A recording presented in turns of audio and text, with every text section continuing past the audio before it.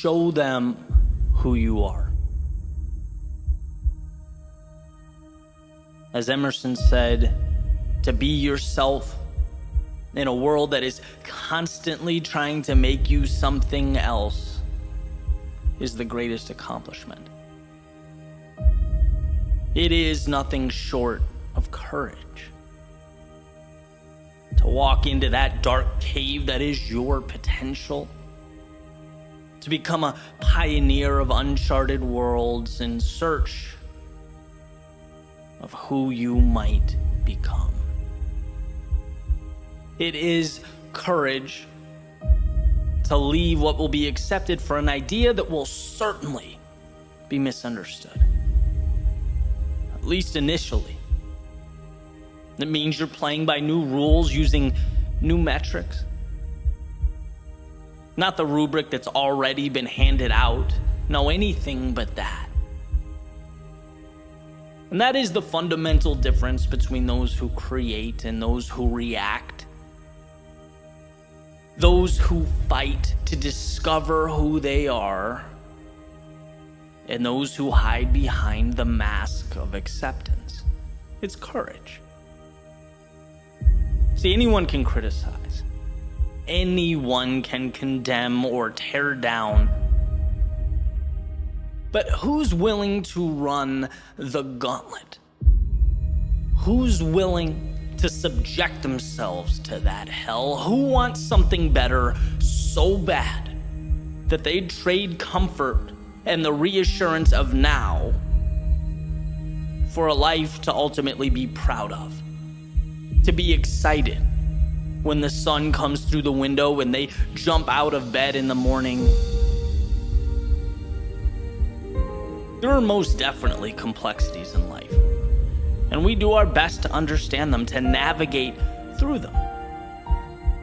But that question, that particular question in my mind will always be simple.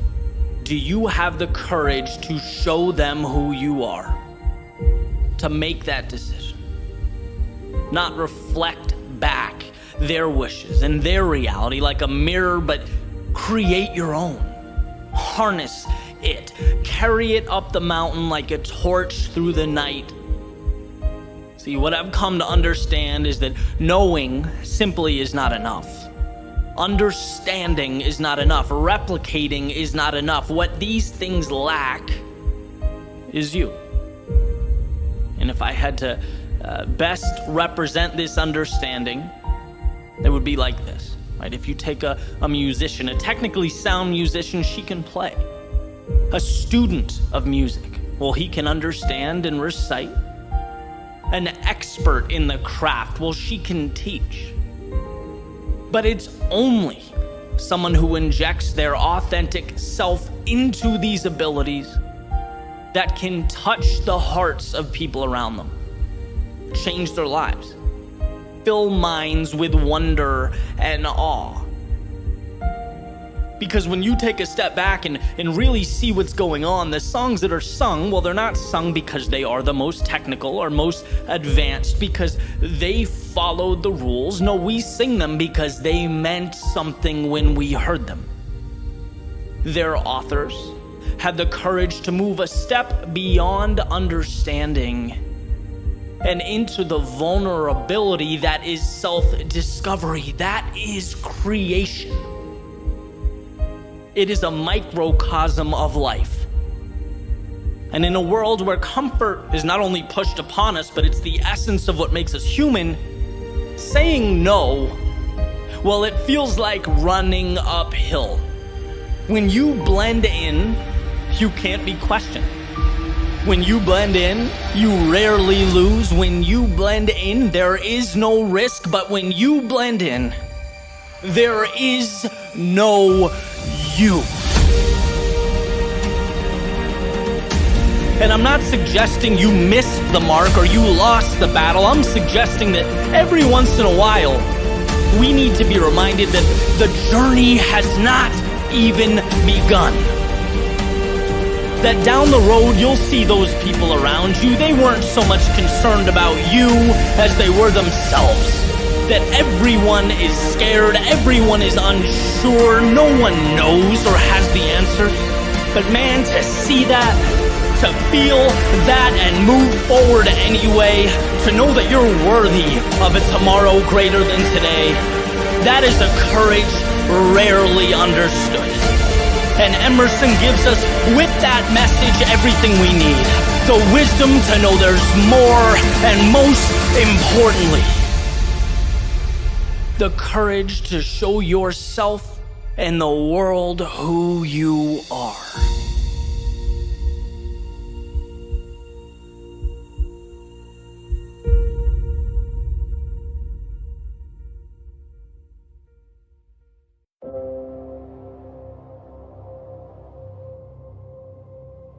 Sometimes when you don't know where you're going, the best thing to do is go there.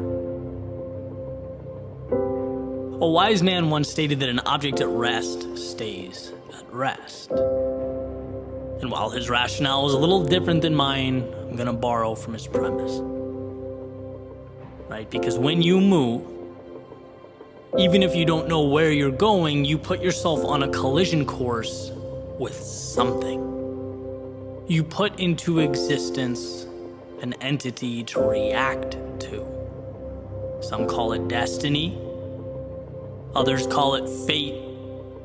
I call it simply initiative. Because if your journey is hypothetical, you have nothing to celebrate nor correct.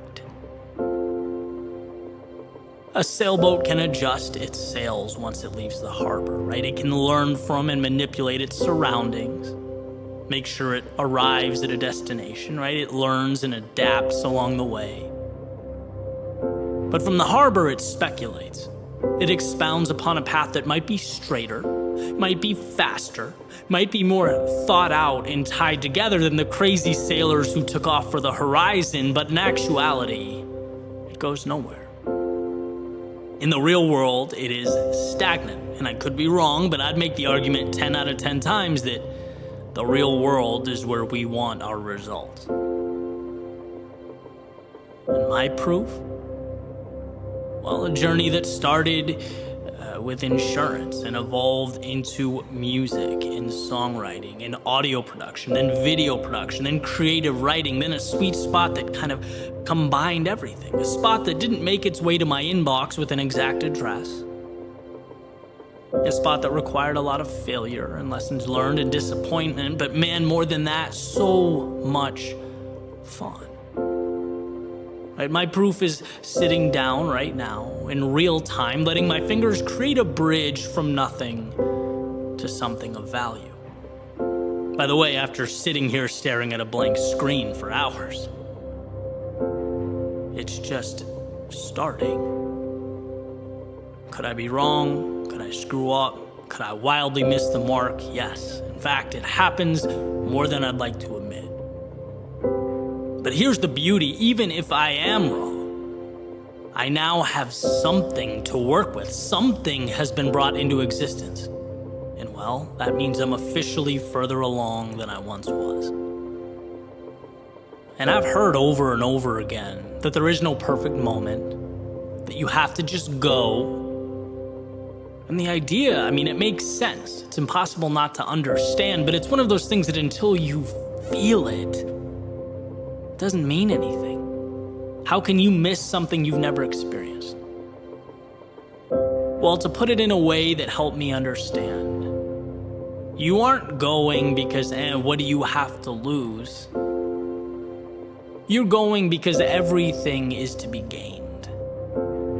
The answers that you pick up along the way, like the little coins you pick up in Super Mario, right? You have to start collecting pieces of a puzzle that you can then arrange. I truly believe that one of the most important ideas we need to hold on to moving forward is personal agency, self-belief. And I say that because I feel like I'm watching it slip. There are cases where we literally don't know or understand that it's within our own ability and control to change our lives. No person or group or letter in the mail is going to come along and green light your idea. In fact, you might not even really know what your idea means or how it will look. And that's not only okay, it's amazing. It's the marble that you get to chisel away at to create something. See, life is not the perfect execution of a plan. Life is the courage to make your way into a world that no one really understands or knows anything about. And I'm not talking physics or biology or quantum mechanics. I'm talking about the real life that is emergent from those areas of study, right? There is no perfect formula for happiness. But it will always be true that immobility or standing still is antithetical to progress. And there is plenty of data that supports the idea progress equals happiness. We want to move towards something. So that's what this is about, right? Here's to not being scared of what we don't know. Because somewhere in the realm of what we don't know exists what we need most. So yeah, stop waiting for the perfect moment. And yes, begin. But not because it's an ultimatum. Do it because the things that make life fun and intriguing and exciting and ultimately worthwhile, they live on the other side of your front door.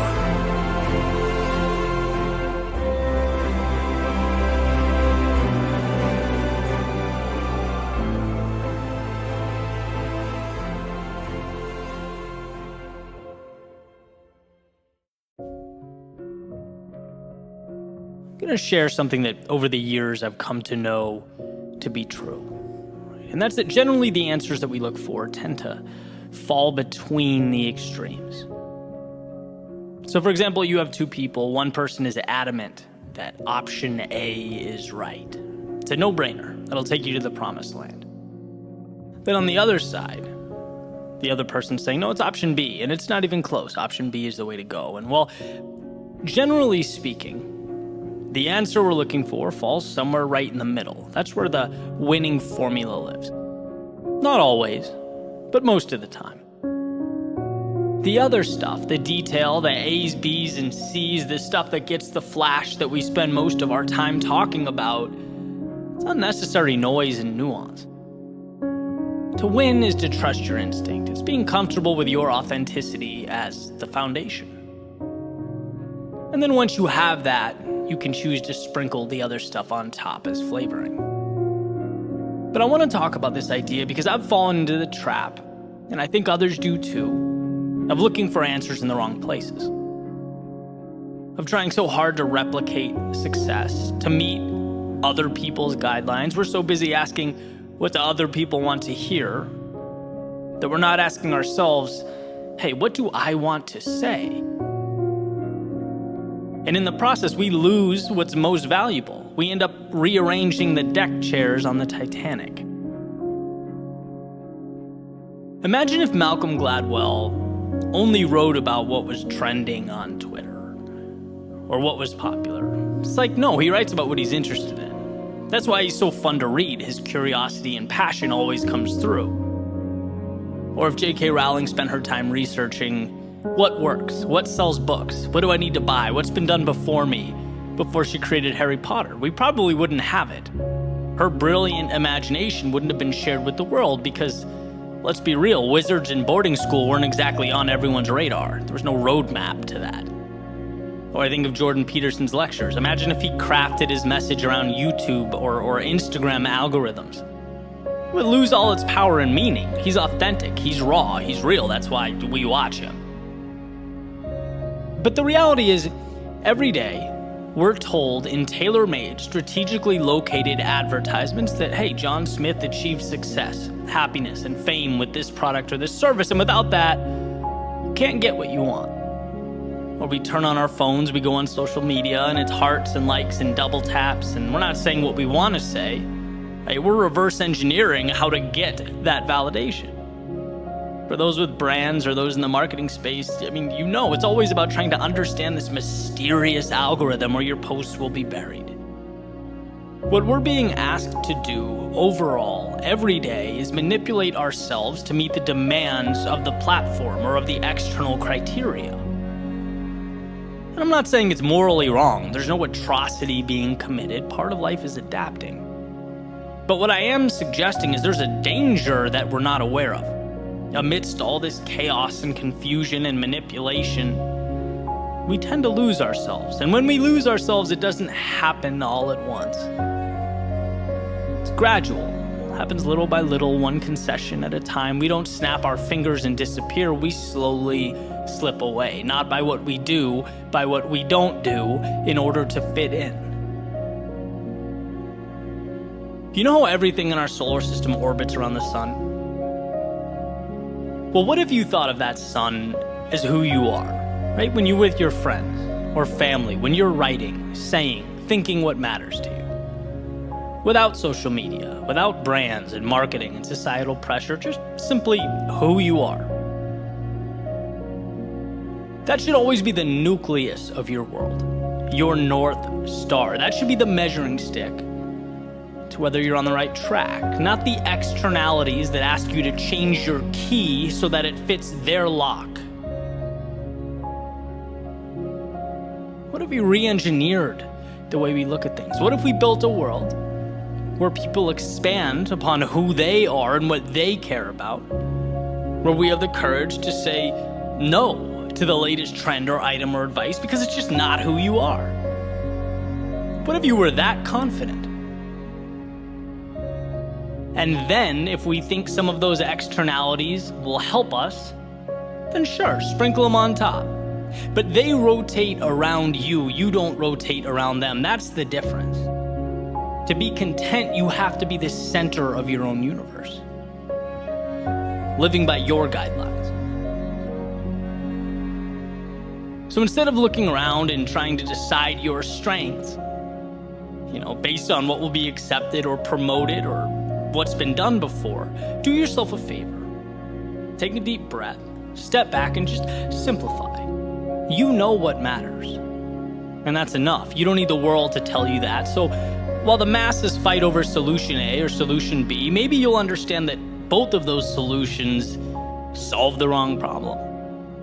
And while the masses argue, which car goes 0 to 60 the fastest, scream about the features, debate which brand is the most reputable, hey, you'll at least know why you're driving, which is more than most of the world can say.